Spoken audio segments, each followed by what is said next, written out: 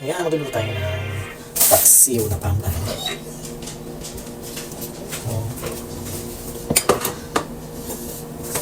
Luya.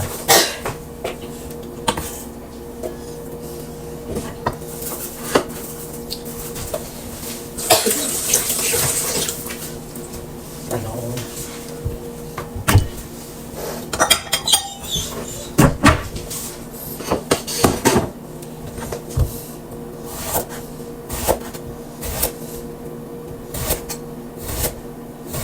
Ito lang yun.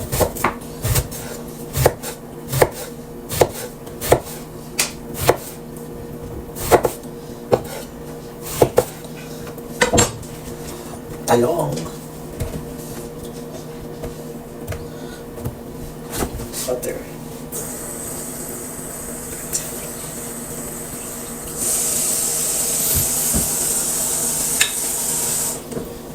Water and salt para hindi siya mangitim.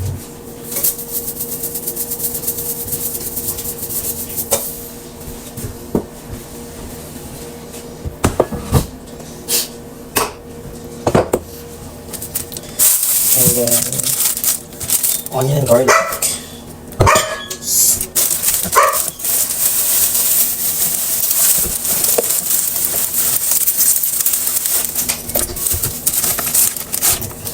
Onion and garlic.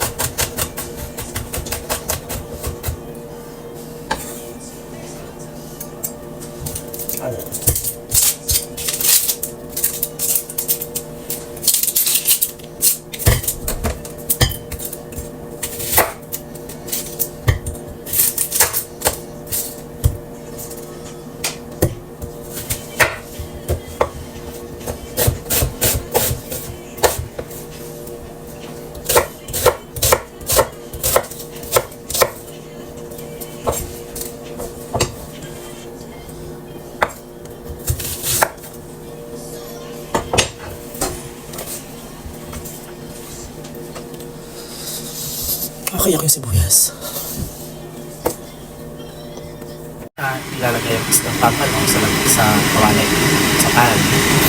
Ubusan ng suka.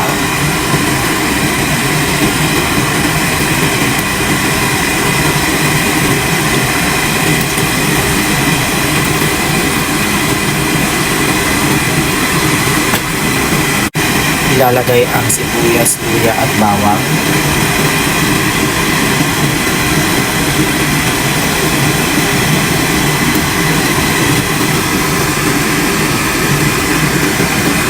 Ayan, magic sarap para pampalasa at pampasarap. Optional lang naman yan kung gusto nyo maglagay. Depende sa inyo, no? Maglalagay tayo ng paminta.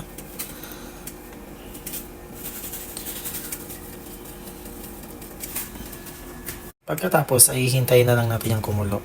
And then, ilalagay natin ang talong mamaya. Ayan mga ka-person, at dahil kumukulo na siya, nabaliktad ko na yung kanina. So, ngayon ilalagay natin yung sili para na anghang. Tapos, yung mga talong. Ayan. Ilalagay yung sili. Tapos yung talong.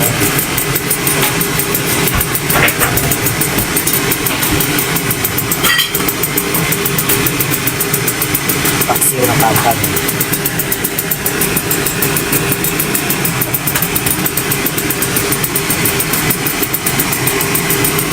Tapos cover lang natin ulit. Tapos tayo na natin siya maluto. Maglagay tayo ng toyo para may kulay. 3 kutsara. Tinuturuan ko yung sister ko magluto. Char! Lahat naman tayo marunong magluto dito sa bahay.